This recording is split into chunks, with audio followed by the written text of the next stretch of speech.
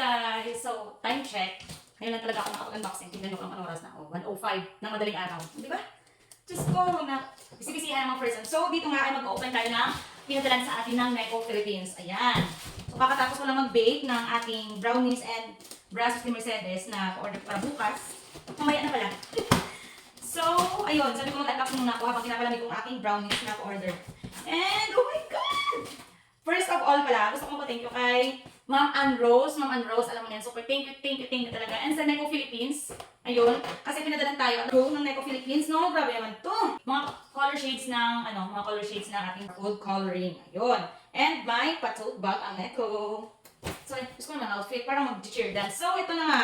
Meron silang pinadala mga food color na powdered form. So, ito ay color orange. Ito naman ay carbon black. Ito, excited ako matry ito. May gagawin kasi akong cake na color black. So, gusto ko matry talaga to. And yung orange. And ito naman ay apple green. Ayan. Ito naman ay, wow, violet na ube. Ayan, pwede natin matry sa, sa mga cake na ube. And then, itong baking soda. Ayan. And ang dami mga food color. Diyos ko na, grabe naman kasi. Grabe naman kasi. So, try natin na i-open. Dito, try dahil i-open. Gidiya. So, ayan. Grabe naman. Sinecure talaga nila na walang may mababasag o may madadamage na product. Kasi sa totoo lang, na-mention ni Ma'am Ann na matagal sana akong gusto niyang padalhan. Kaya lang, ang hirap. Hirap kasi magpadala sa malalayo. Kasi pagdating, minsan nababasag. Actually, ito, dahil secure na secured siya, wala siyang basag. Sobrang thankful talaga ako. Alam niyo, gusto ko talaga magpatid sa mga brands na nakakapansin sa akin. Kasi hindi naman ako sikat dyan. Konti lang naman yung followers ko. And, ano yun, nakaka-overwhelm na mapansin tayo ng mga brand. At yun nga, nagtitiwala sila sa atin. Ito ay, sa first na tab, first na to, ito ay food color na red, tapos green, and blue. So ayan, I'm very excited ako na matry itong mga product nila kasi nung pa man gusto kong pumili, kaya lang ang hirap, dito is limited na talaga sa ililiw yung mga product nila. Pero, alam ko, mayroon na silang mga product doon sa Chefs and Bakers and sa Nudki. Kasi, naging pura kong nakaraan, meron sila doon, nabibili na. Ito, yung mga ganito nila. Yung mga powdered form na food color. So, gusto ko talaga matry. Actually, gusto ko siyang itry sa mga kakanin. Kasi ang alam ko, hindi lang talaga siya pang icing, pang fondant, no? Pwede din siya. Uy, ang bango! Grabe, sobrang bango. Ay, okay, kasi banana pala siya. Uy, tamang-tama sa banana cake. Oh my God! Wala pala, bukit-ikit. Ayan, kaya ang bango kasi may banana favorite tayo. And ito ay, oh my God, pandan, girl! So, ayan, marami silang, guys, try yung product ng Neko kasi mura lang talaga siya. Murang-mura, ito pandan. Isa sila sa mga pinakamurang mga food color at food flavoring na pwede nyo mabili, lalo-lalo na sa mga nagbibenta ng mga kanin dyan.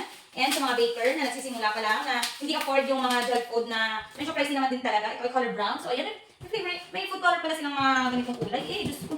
So ayan, hindi na tayo mahihirapan. Lalo na pag usually mahirap talaga na active yung mga color, na dark. So pwede natin i-spray. Kung meron kayong available na spray bottle or airbrush, yun. Portable airbrush or electric airbrush.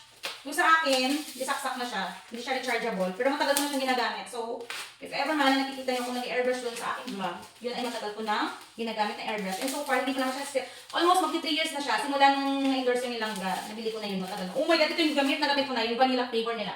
Ayan. Vanilla flavor. Kasi, meron itong galon-galon. Yun yung binibili ko. Yung nasa galon na talaga nila. Kasi ang bango din naman talaga.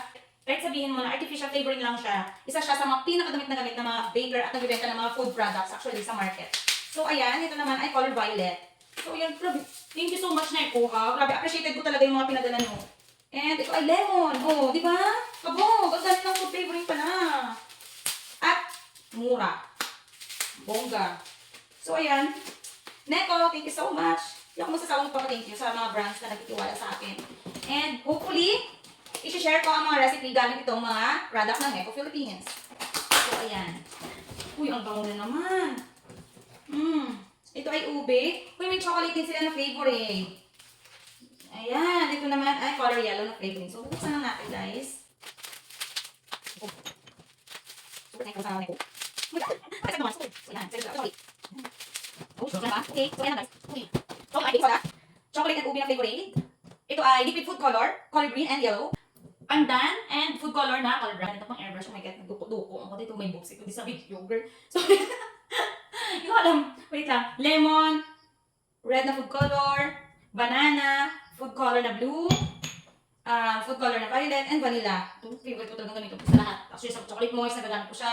Sa chiffon ko, sa banana cake. Hindi ako nakabili ng makaraan kasi ng banana essence. So, nitry ako na flavor lang ay vanilla. Pero mabango pa rin naman siya. And ito, try ko to. Soon, makikita na sa mga videos ko, nagamit ko itong mga product ng Necco.